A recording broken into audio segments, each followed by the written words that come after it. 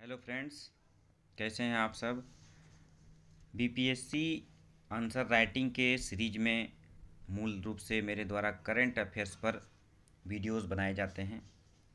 और आज हमने करंट अफेयर्स का एक महत्वपूर्ण टॉपिक उठाया है आंसर राइटिंग के पॉइंट ऑफ व्यू से, जिसको कि बीपीएससी के मेंस में पूछा जा सकता है।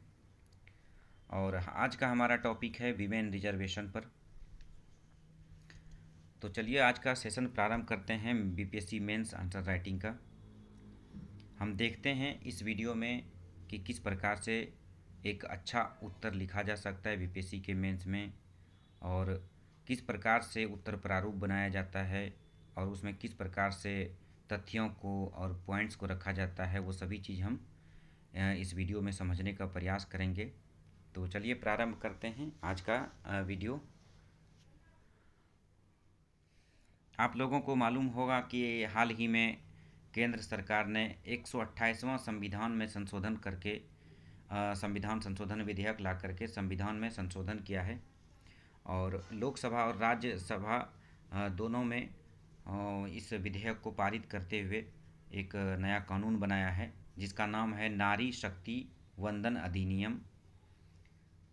इस कानून के द्वारा लोकसभा और राज्य विधानसभा और दिल्ली विधानसभा में महिलाओं के लिए 1/3 सीट आरक्षित कर दिया गया है। इसका मतलब यह हुआ कि लोकसभा की 543 सीटों में से 181 सीटें महिलाओं के लिए आरक्षित होंगी। लोकसभा और राज्यसभा के राज्य की विधानसभाओं में अनुसूचित जाति और अनुसूचित जनजाति के लिए जो सीटें आरक्षित हैं, इन आरक्षित सीटों में से भी 1/3 सीटें इस वर्ग की महिलाओं के लिए आरक्षित की जाएंगी। इस समय लोकसभा की 131 सीटें SC ST के लिए आरक्षित हैं। तो इस प्रकार से अगर SC ST कोटे में आरक्षण दिया जाता है तो 43 SC ST महिलाओं को इस आरक्षण मिलेगा। इस अनुसार से यह आरक्षण आरंभ में 15 वर्ष की अवधि के लिए प्रदान किया जाएगा। हालांकि संसद द्वारा इसको बाद में भी जारी रखा जा सकता है। इसमें एक और विशेषता है इस अधिनियम की कि इसमें सीटों का रोटेशन होगा। संसद विधि द्वारा महिलाओं के लिए आरक्षित सीटों का परिसीमन के बाद रोटेशन करेंगे। रोटेशन का मतलब जैसे कि पंचायतों में रोटेशन होता है, उसी प्रकार से होगा। सरल शब्दों में हम कह सकते हैं कि जो सीटें इस साल इलेक्शन में आरक्षित रहेंगी, अगले साल उसको बदल के दूसरा सीट कर दिया जाएगा। तो हमने देखा कि आंसर राइटिंग में कि पहले हमने इस विधेयक के बारे में इंट्रोडक्शन दिया, भूमिका दिया। उसके बाद फिर हम आगे इसकी पृष्ठभूमि बताएंगे, इसका ऐतिहासिक पृष्ठभूमि बताएंगे कि पहले क्या व्यवस्था थी। अब पृष्ठभूमि में देख लेते हैं कि महिला आरक्षण बिल 1996 में पहले HD देवगौड़ा सरकार ने 81वें संविधान संशोधन विधेयक के रूप में लाया था, लेकिन ये पारित नहीं हो पाया।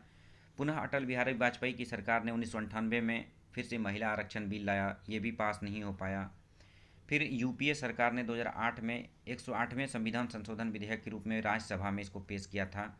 राज्यसभा में पारित तो हो गया, लेकिन इसके द्वारा लोकसभा में पेश नहीं किया जा सका विरोध के कारण, तो ये भी फाइनली पारित नहीं हो पाया। गीता मुखर्जी समिति आई थी एक 1996 में, उनके द्वारा राज्यसभा और विधान परिषद में भी महिलाओं को शामिल करने की सिफारिश की गई थी। अब देख लेते हैं कि वर्तमान क्या कंडीशन है महिलाओं के प्रतिनिधित्व की, जिसको लेकर के हमें महिलाओं के प्रतिनिधित्व के बारे में अलग से सोचना पड़ा आरक्षण को देकर के। वर्तमान स्थिति ये है कि महिलाओं की संसद में प्रतिनिधित्व के लिहाज से भारत 185 देशों में आज 141वें रैंक पर स्थित है। यह 15% आंकड़े वैश्विक औसत से काफ़ी कम हैं। मतलब कि यह आंकड़े वैश्विक हमारे देश में मुश्किल से 15 से 17% महिलाएं ही सीट जो है लोकसभा में और विधानसभा में महिलाएं चुनकर आती हैं। लेकिन ये 15 से 17% आंकड़े भी वैश्विक जो औसत हैं उससे काफ़ी कम है। हमारे पड़ोसी देश पाकिस्तान, बांग्लादेश, नेपाल से भी यह आंकड़ा काफ़ी कम है। इवन नेपाल में भी 33% आरक्षण दिया गया है महिलाओं को। और दुनिया के कई और हिस्से हैं जिसमें 50% आरक्षण अभी से प्रावधान किया गया है, जैसे फ्रांस हो गया, दक्षिण कोरिया हो गया। नेपाल, अर्जेंटीना ऐसा देश है जहां 1990 के दशक से ही इस संबंध में प्रयास किए गए हैं। जिसके बारे में हम लोग आज चर्चा कर रहे हैं, उसके बारे में नेपाल और अर्जेंटीना जैसे छोटे देशों ने 1990 में ही प्रयास करना प्रारंभ कर दिया था। आज अर्जेंटीना, मैक्सिको, कोस्टारिका जैसे देशों में संसद में महिलाओं का प्रतिनिधित्व 36% से भी अधिक है। अमेरिका और यूके जैसे देश जिसमें कि आरक्षण नहीं है, वहाँ भी 29 से 35% महिलाओं का आरक्षण है। न्यूजीलैंड, संयुक्त अरब अमीरात जैसे देश में भी महिलाओं का प्रतिनिधित्व लगभग आधा है। तो कहने का मतलब है कि दुनिया के कई देशों में महिलाओं को 1/3 आरक्षण चाहे तो दिया गया है, या फिर 50% आरक्षण दिया गया है। अब अगर हम अपने देश में इसको लागू करते हैं तो इससे क्या सकारात्मक असर पड़ेगा, उसको देख लेते हैं। अब उत्तर प्रारूप में हम लोग देखेंगे कि सकारात्मक क्या फ़र्क पड़ेगा और नकारात्मक क्या इसमें चुनौतियां हैं, उसको देखेंगे। और अंत में हम अपना इस उत्तर प्रारूप में सुझाव देंगे कि इस चुनौतियों को कैसे दूर किया जा सकता है, अंत में निष्कर्ष देंगे। तो देख लेते हैं पहले सकारात्मक क्या होगा इससे। एक तो लैंगिक समानता बढ़ेगी। अगर महिलाओं को राजनीति में हम आरक्षण देंगे इतने बड़े स्तर पर, तो लैंगिक जो एक असमानता है दूर होगी। ग्लोबल जेंडर गैप रिपोर्ट 2022 एक आई थी, जिसमें कहा गया कि भारत राजनीतिक सशक्तिकरण के मामले में 146 देशों की सूची में 48वें स्थान पर है। मतलब बहुत खराब कंडीशन है। अगर हम राजनीतिक रूप से सशक्त करते हैं महिलाओं को, तो इस जेंडर रिपोर्ट में भी हमारी स्थिति बेहतर होगी। महिलाओं का प्रतिनिधित्व बढ़ेगा, सबसे बड़ी बात है। लोकसभा में अभी महिला सांसदों की संख्या पहली लोकसभा में 5% थी, जो बढ़ के 17वीं लोकसभा में 15% हो गई। लेकिन जैसा कि मैंने ऊपर भी बताया कि संख्या अभी भी बहुत कम है। इससे महिलाओं का निर्णय का दायरा विस्तार होगा और महिलाओं के विरुद्ध जो भेदभाव होते हैं वो कम होंगे। एक कन्वेंशन दुनिया में अभी लागू है, एक समझौता कन्वेंशन, जो कि महिलाओं के विरुद्ध सभी प्रकार के भेदभाव के उन्मूलन पर कन्वेंशन है, जिसको अंग्रेजी में कहते हैं convention on the elimination of all forms of discrimination against women. इस पर भी इसका पालन होगा। हमने ये कन्वेंशन साइन किया है, तो अगर हम आरक्षण लागू करते हैं तो इस कन्वेंशन को भी एक मजबूती मिलेगी, इस समझौते को मजबूती मिलेगी। महिलाओं का सशक्तिकरण होगा। महिलाओं को प्रत्यक्ष रूप से प्रभावित करने वाले कई मुद्दे हैं, जैसे लिंग आधारित हिंसा, महिलाओं का स्वास्थ्य, शिक्षा एवं सशक्तिकरण, आर्थिक सशक्तिकरण, इन सब विषयों को प्राथमिकता मिलेगी अगर हम रिजर्वेशन देते हैं तो।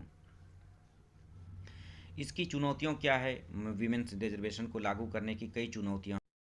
नकारात्मकता में देख लेते हैं कि इस एक्ट को, इस विधेयक को लागू करने में क्या चुनौतियाँ हैं, इस संदर्भ में देख लेते हैं। एक तो ये है कि इसमें एक प्रावधान रखा गया है कि अगली जनगणना और उसके बाद जो परिसीमन होगा उसके आधार पर महिला आरक्षण दिया जाएगा। इसमें एक बड़ी समस्या ये है कि महिला आरक्षण का कार्यान्वयन जो किया जाएगा जनगणना और परिसीमन के आधार पर किया जाएगा, जिसमें देरी हो सकती है और ये राजनीतिक रूप से संवेदनशील मामला है परिसीमन। जैसा कि हमने अपने पूर्व वीडियोज़ में बताया था कि साउथ इंडिया इसका विरोध करता है परिसीमन का, क्योंकि उसका मानना है कि जनसंख्या में की वृद्धि दर जो है उसके यहाँ कम है उत्तर भारत के मुकाबले में, और जनसंख्या अगर उसकी कम है तो उसका राजनीतिक प्रतिनिधित्व भी लोकसभा में और विधानसभा में घट जाएगा। इसलिए उसका मानना है कि परिसीमन को और विलंब किया जाए और डिले किया जाए। वो इस बात का समर्थन करता है। तो इससे ये हो सकता है कि महिला आरक्षण विधेयक को लागू करने में विलंब करना पड़े और 2029 का जो डेडलाइन है उसको और जो है एक्सटेंड करना पड़ जाए अगर वो विरोध करते हैं तो। दूसरी एक ये जो इसमें चुनौती है, एक जो इसमें निगेटिव बातें हैं वो ये है कि इसमें ओबीसी के लिए आरक्षण की व्यवस्था नहीं की गई है। जैसे कि जो ओबीसी महिला हैं उसके लिए आरक्षण की व्यवस्था नहीं है, जैसे कि एससी एसटी महिलाओं के लिए की गई है, उस तरह की कोई व्यवस्था इसमें नहीं की गई है। तीसरा एक जो आलोचना इसका होता है कि इसके द्वारा लोकसभा और विधानसभा में आरक्षण की व्यवस्था तो की गई है, लेकिन राज्यसभा और विधान परिषद में महिलाओं के आरक्षण की इसमें बात नहीं की गई है। एक और जो पॉइंट जिस पर चर्चा होती है वो ये कि समानता के सिद्धांत का उल्लंघन है। आलोचकों का तर्क है कि महिलाओं के लिए सीट आरक्षित करने से संविधान में समानता की जो गारंटी है उसके विपरीत है। इससे योग्यता आधारित प्रतिस्पर्धा की कमी के रूप में देखा जा सकता है। एक और जो पॉइंट है जो कि इसके आलोचना के रूप में कही जाती है वो है कि प्रॉक्सी प्रतिनिधित्व का डर है। इसका मतलब ये हुआ गया कि इसमें ये डर है कि जिस प्रकार से स्थानीय सरकारों में जैसे पंचायत में या फिर नगर पालिका में होता है क्या कि पुरुष सदस्य ही हावी रहते हैं, भले महिलाएं चुन करके आएँ सिस्टम में, लेकिन पुरुष सदस्य द्वारा ही सिस्टम संचालित होता है। जैसे कि महिला मुखिया चुनी जाती है, लेकिन पूरा कंट्रोल सिस्टम उसके पति के द्वारा किया जाता है। ये डर है कि यहाँ पर भी इस तरह का हो सकता है, मतलब इससे क्या होगा कि महिलाएं इंडिपेंडेंट रूप से अपना निर्णय नहीं ले पाएंगी। दूसरा एक ये है कि महिलाओं के राजनीतिक सशक्तिकरण पर कम प्रभाव पड़ेगा इसका। इस बड़े चुनावी मुद्दे, सुधार के मुद्दे जैसे राजनीतिक अपराधीकरण, राजनीतिक दलों, आंतरिक लोकतंत्र महिलाओं के राजनीतिक सशक्तिकरण में बाधा डाल सकता है।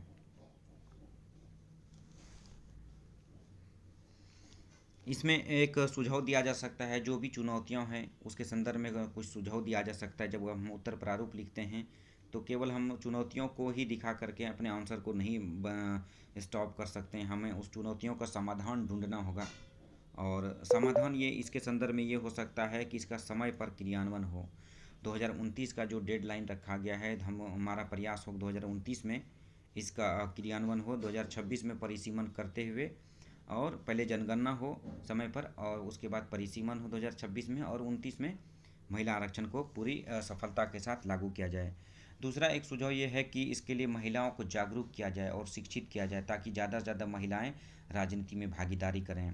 दूसरा है कि अंतर पार्टी लोकतंत्र को बढ़ावा दिया जाए। मतलब अंतर पार्टी लोकतंत्र का मतलब यह कि पार्टी के भीतर महिलाओं को ज़्यादा से ज़्यादा वोट टिकट दिया जाए, ताकि ज़्यादा महिलाएं चुन करके राजनीति में आएँ। दूसरा एक और पॉइंट हो सकता है कि महिलाओं को प्रशिक्षित किया जाए ज़मीनी स्तर पर उनकी भागीदारी बढ़ाने के लिए।